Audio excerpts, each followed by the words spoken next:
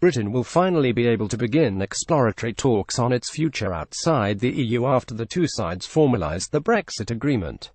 Leaders of the remaining 27 member states signed off on a three-page statement allowing the start of transition negotiations.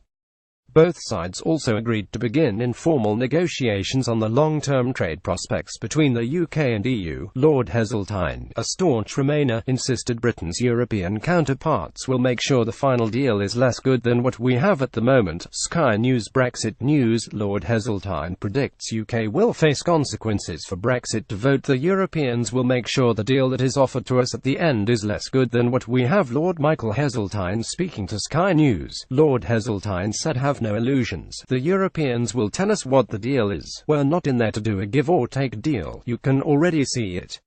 Boris Johnson told them to go whistle, and it ended up with about £40 billion of our money is going to be paid for the severance costs.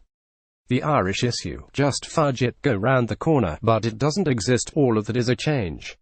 It's going to change because the Europeans will make sure the deal that is offered to us at the end is less good than what we have at the moment. Theresa May earned the applause of EU leaders after addressing them at a private dinner in Brussels on Thursday evening.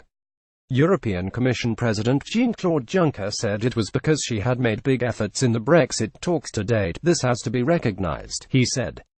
Donald Tusk, President of the European Council, suggested it might be possible to conclude a comprehensive trade agreement immediately after Brexit, a clear concession from the Council chief.